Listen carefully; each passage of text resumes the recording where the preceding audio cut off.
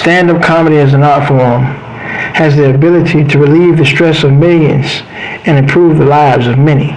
Comedians turn the pain that they've experienced into laughter for millions. Those who choose to go after their wildest dreams know it's going to be an uphill battle, but they never give up and choose to stay the course. And because we never give up, we win.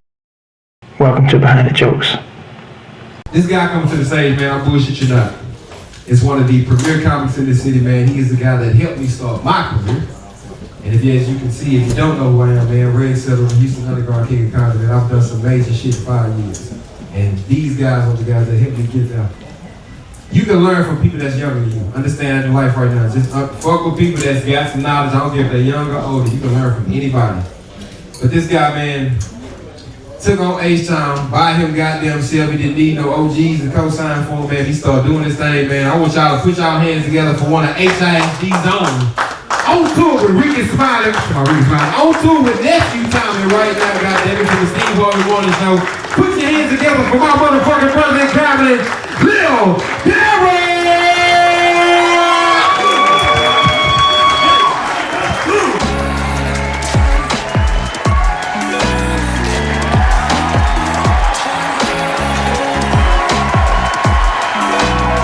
Cut it off. We ain't got all that goddamn time.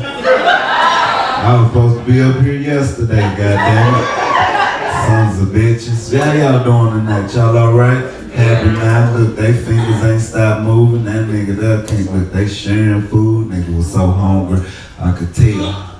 He let the food sit on his belly. He just said, just put it right here. We gonna get it from right here. I see a couple.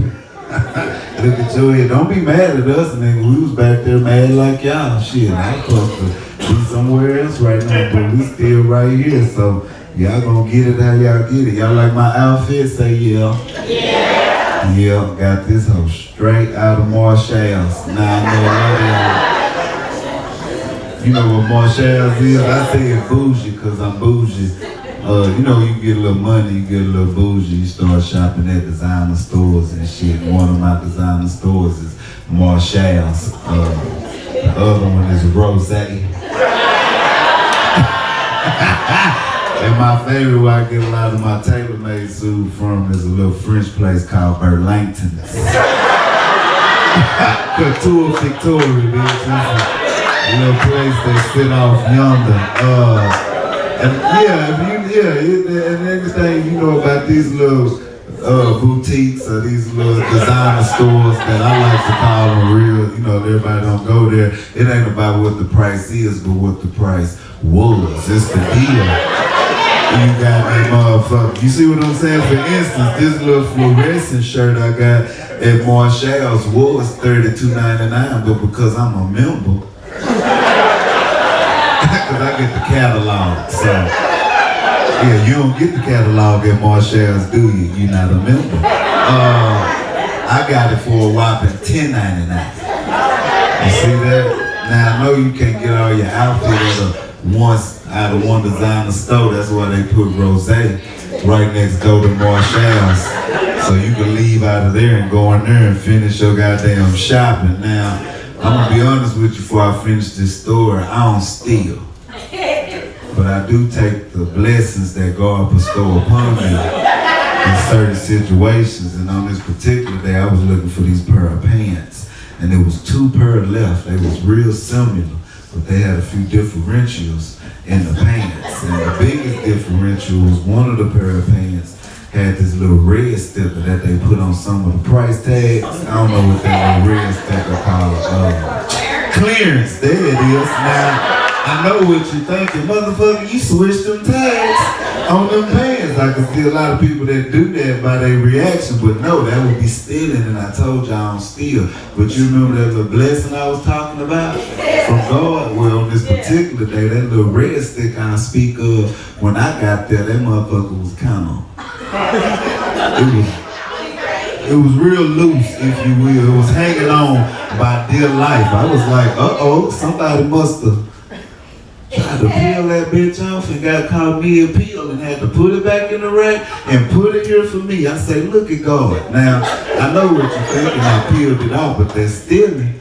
So what I did was, I held the 2 pair of pants up to really see what the difference was.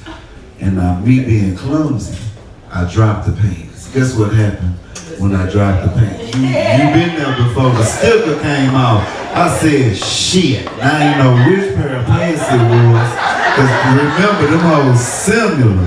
So, since me being a God-fearing man, I let God be the wheel, and I let him guide me in which pair of pants it was and put the sticker back on them. And I walked back up to the register and put the pants on there, and then the cashier lady said, you find everything okay? And I said, swell. And so she began to ring the little pants up. So she had put them in there and she, boom. She looked at them kind of funny, you know, like, I guess, you know, the price didn't match up. So the wanks rung them hoes up again. She say, sir, where you get these pants from? I say, shit, I got them from back there by the pants. What's the problem? She say, well, the price don't match up. Is there another pair of pants back there you can go grab so I can do a price check? I say, listen, baby, that ain't my job. I say, you got 2 options. Either you could charge me what you done 2 boom me the pants for, or you walk back there and look for these so-called pants your damn self. This wench must have been up for a managerial position, because this hoe shut the whole register down and grabbed the other 2 cashiers on duty, and they went hunting for these so-called pants. Not a line, they got long than a bitch, it done built up. People getting frustrated because ain't no movement going on. Some frustrated brother holler out, hey, the fuck you got going on up there, boy? I said, hold on, brother, you need to first off watch your tone, and second off, I don't know what's going on, because they told me they going to look for a pair of pants, and if they looking for the pair I think they looking for, we gonna be here for a while. And I turned around. Just being honest with the niggas, so I turned around. Somebody right behind me tapped me on my shoulder being messy and was like, well, hey, why they not gonna buy them pants? I said, well, if you must know. I hid them pants back there between the rug and the mirror, bitch. They ain't gonna find them pants to close. You should have seen me back there tucking them goddamn jeans.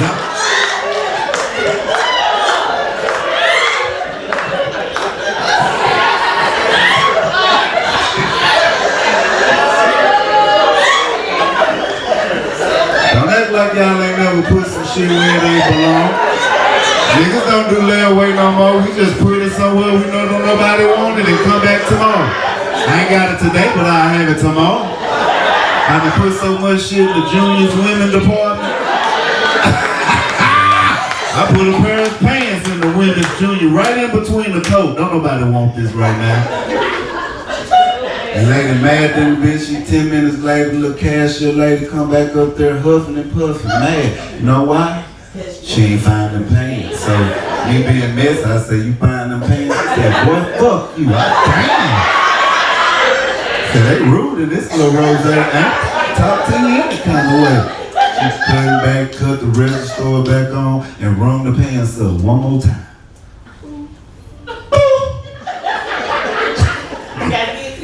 Now, I'm gonna be honest with you, these pants was $42.99.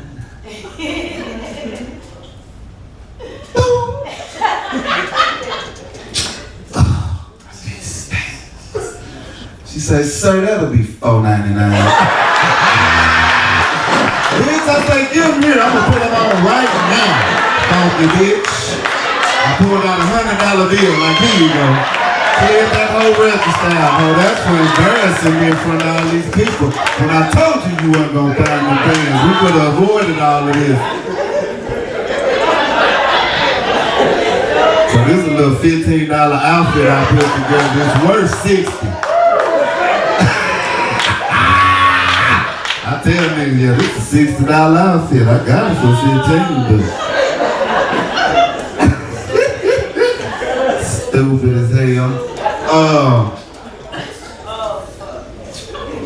Any cougars out there? Cougars make some noise. Okay, if you a cougar, I'm a cub. I just want to let you know that.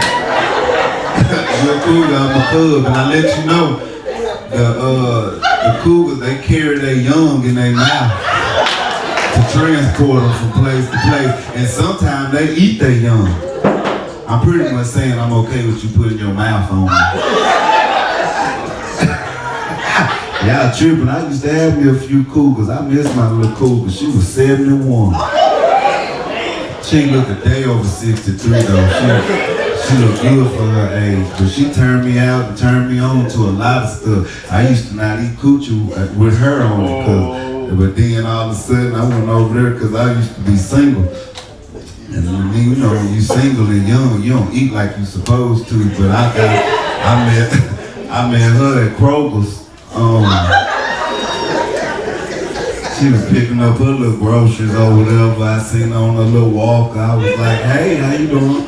She was had a lot of ass on me. That's what caught my attention, because she was over there just strolling through the aisle.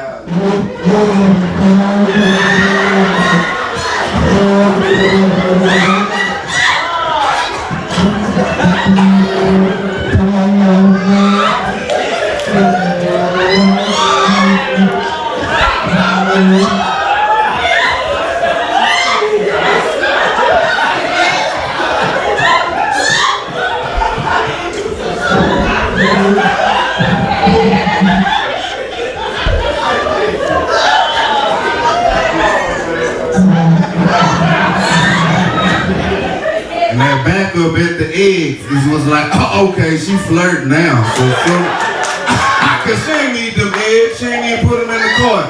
She just backed up to him for no reason. She seen me over there looking, I said, yeah, she want it. So I ended up, long story short, I got it. I ended up paying for her eggs. And she thought that was a cute little gesture. So she used to cook for me on Sundays, because she knew I was out there in the streets. And I was eating fast food, and she used to tell me, I don't like how it tastes when you be eating all that fast food. You gotta get you some nutrition in you. So she'll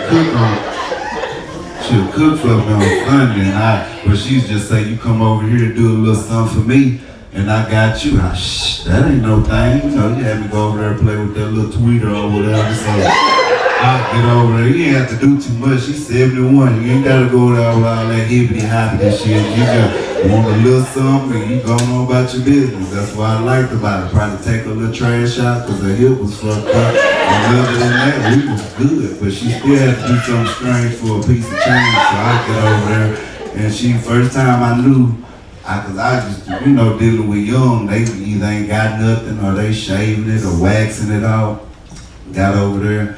And she said, yeah, I got a little something in there to cook for you. I ain't make too much, just, some macaroni and cheese, a little corn on the cob, some loose corn. I was like, loose corn? She was like, well, what is it on the corn, on the cob? I said, I guess it's connected. She said, well, what is it when it's not? Loose. You got to tell me one time, but she had 2 meats, a roast and chicken. She had 2 breads, cornbread and biscuits, made 2 desserts, some pie and some 7-Up cake. I said, I can't believe this. Whatever you want me to do, we doing it. She said, I just want you to eat on it a little bit. I said, I can do that, Miss Geraldine. Come on. And so,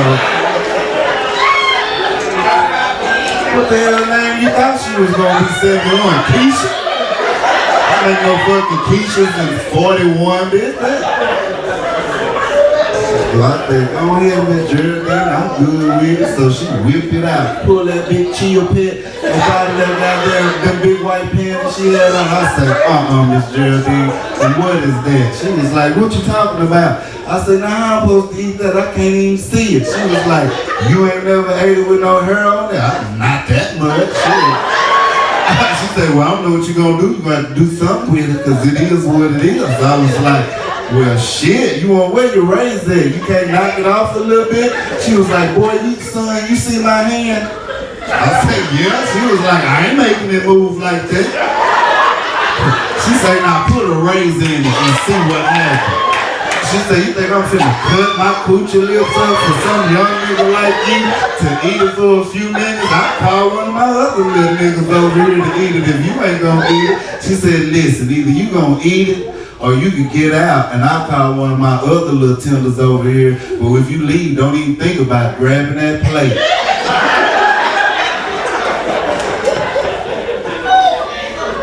So I can't have it. I can't have the fried cabbage? No. He said, your granddaughter been over here? She said, yeah. I said, where her little hair clips at you be using to pin her little hair up? She said, they in there. I said, let me grab some. So I got the little hair clips, and I got that little rat tail comb, and I had put a little, braided that bitch up. I said, hold on, let me get this. I pushed that shit to the side, clipped it up, got me as much runway as I could. And I got down there, and I mean, no good. I tried as hard as I could, but no matter, a little bit of that hair still got in the way. And let me tell you, when they get over a certain age, that little cuticle hair get real brittle. So what I'm trying to tell you, it break off real easy. So I'm in there just eating, and a couple little chips had broke off, and I'm in there. Next thing I know, bitch, I'm choking. I'm dying in real life. Like coochie her, I'm dying in real life. She ain't even noticed. Her old ass just up there thinking I'm still in there. I'm in there choking, but my lips still hitting them lips.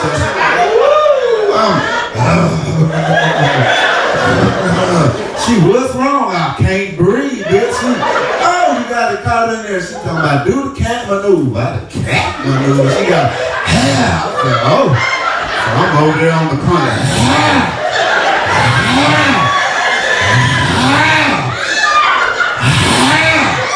All I can think about is them goddamn collard greens, and I got right back to it.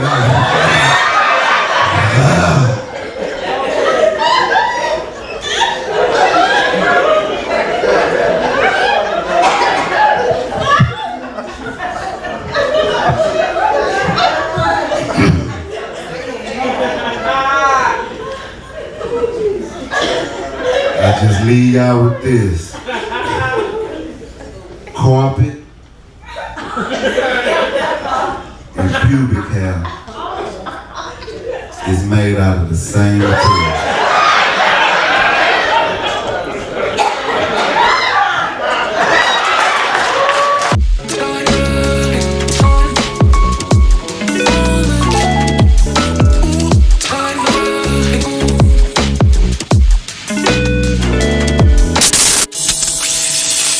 Hey man, what's going on? Man, Chris Atkins is Behind the Jokes, a comedy documentary. I'm still excited to be here in Houston, Texas, my hometown, man. We got somebody right now coming up. Mo City, Texas, man, one of the finest comedians I done work with. Y'all put your hands together for my boy, Lil Darrel, the comedian.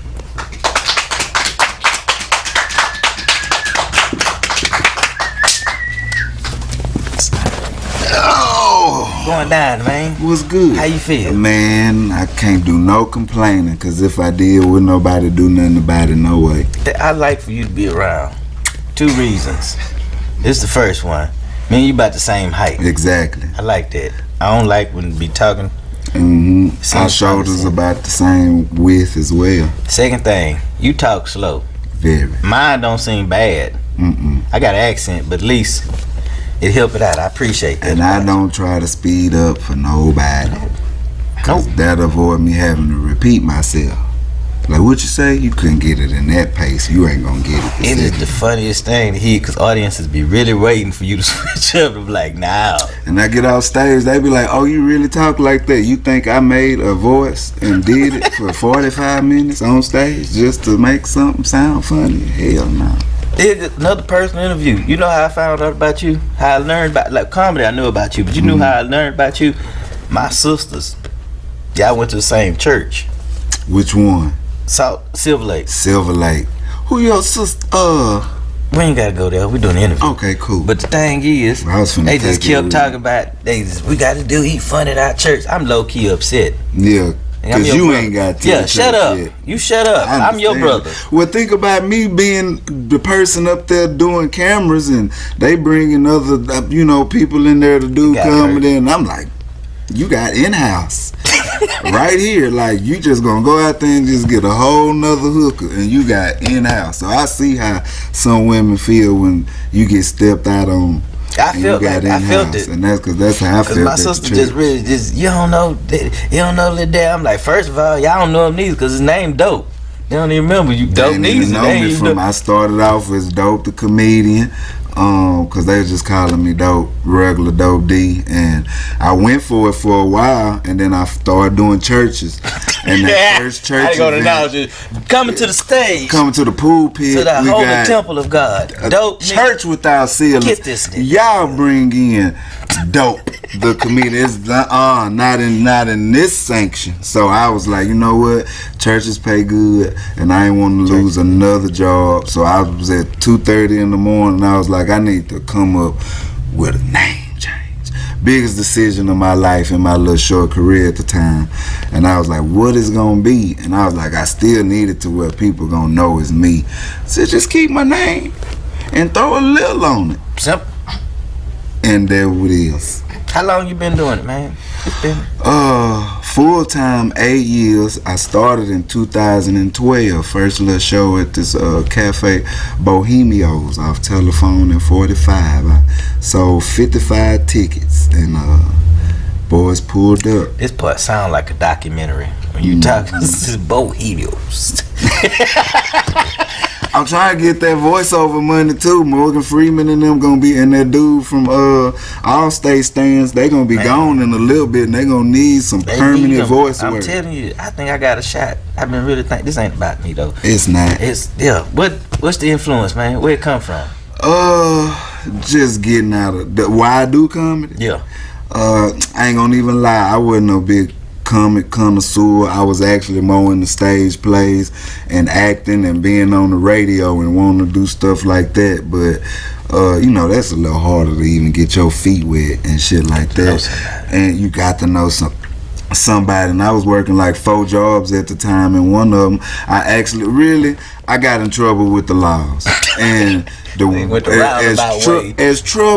much trouble. Journey searching for myself. Really, and it's spiritual in a way. It's just really, I didn't get in. I could have died or went to jail, and the fact I didn't, I said I got to be here for more than a 9 to 5. Lord ain't just spare my life to be in here looking at Bank of America documents. You don't just let nobody fall off a cliff and live to do regular stuff. Well, How you fall off a cliff? Well, I drove off it, but I didn't. Yeah, I fell back to sleep after. I kind of went on an accidental high speed chase. That's why we go behind the jokes, right? And it was an accident because I didn't mean to run from them. They just. No, I did not. I did. No, they called me sleep at the light, minding my business. My other partners, they no good for nothing ass go to sleep as well. Everybody can't go to sleep on a drunk night going home. And the laws, eventually, you sit through so many green lights, my nigga, somebody gonna call and say somebody stuck at this light. And I just was gonna take 30 seconds to go to bed. The light was long. I need 30 winks. How long y'all really sit there? Until the lawman came there and knocked on the window, and we ain't wake up, so he knocked the back window out, and my partner jumped up and said, we getting robbed. And anybody tell me we getting robbed fresh out my sleep, I only got one option, is to get out of there. But it wasn't until I made the second turn and they lights came on, I realized we wasn't getting robbed. Here go the craziest part, man. Dope, I'm listening to these stories. I still call you Dope. I'm listening to these stories, bro. You a whole family man now. You gotta act it real. You talk life now. That's what I'm saying. When them church people say the Lord ain't through with me yet, I can testify, because if he was done with me after that little thing, I wouldn't be here right now talking to y'all about none of this. So I said, yeah, this is it right here. So I kind of forgot what the main question was. Dope, you married man, bro. You got kids. I got a lot of them kids. You got act. What? You been in some movies, right? I have. I got a movie on Tubi called Platinum. I play a pimp. That shit right. It was a movie on Tubi and I was pimping in the barbershop. It was actually #1 trending movie on Tubi for a few weeks on there. I had a whole bunch of people hit me up. We got a new movie coming out on Peacock this summer called H-Town. I'm a villain in there, kind of like, yeah, ain't no back to the streets. Back to the streets. I couldn't wait to play a nigga in the movie, like, you know. I always want to hold pistol. Yeah, I always wanted to portray some type of gangster. Freeze, bastards! Ever since I seen light skinned people can do it, and like, you know what I'm saying, the light skinned gang. G Money was the first one that really was like, okay, so light skin can be hard on some gangster stuff. He still kind of made us look kind of not so good at the end of it. That would be crazy, man. Where your room at? You got some in the city you right? I ain't got no rooms, but I do be busy though. You know, I'm on I know tour you busy. right Where now. you on tour? Talk about it. I'm on tour right now with my big bro, nephew Tommy.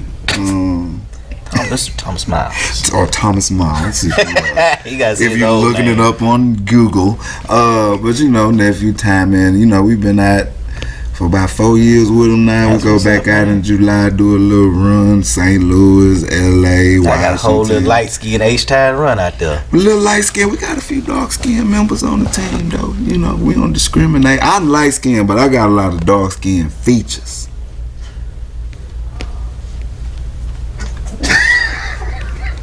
You got me with that one. Right, and I got a lot of dark skin persona as well. Like, I give off a lot of dark skin energy, like, cause you know how they be like most of the dark skin energy. This nigga say he got Black Air Force One energy. Listen to it. See, I made you readjust your knee.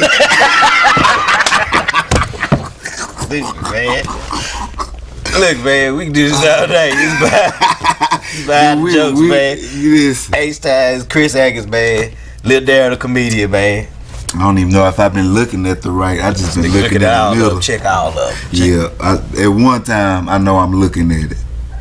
Just just in case I didn't look at it throughout the whole thing. Next time we're on the show, I'm gonna put a little rider in that you provide some M&Ms or something in the back. We ain't got no rider. We ain't got no sitter. I'm glad to be a part of something. No rider, no layer. But this is what happened when you a part of something that's, you know what I'm saying? Just it's dope, man. We done been doing it in a minute, bro. We studios now. Yeah, big. That's what I'm saying. This, you know what I'm saying? But everything up here nice. Y'all just gotta start providing some snacks. We work on it, man. It's cool. A little water or something. But we. They say hurricane it. It's behind the jokes. I'm Chris Haggins, Lil Darrel, comedian.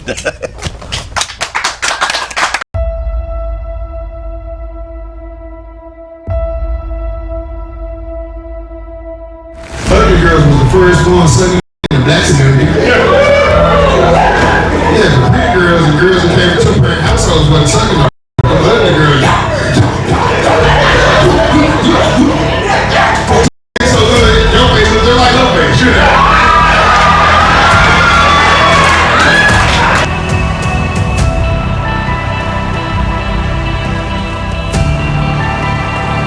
So you gotta keep supporting local comedy because you don't know the niggas that you don't know until they become stars. But we don't become stars until people like y'all support us. I've seen you all over the country. If y'all don't know, Run be everywhere. No, don't say it like that. Why? I'm on child support.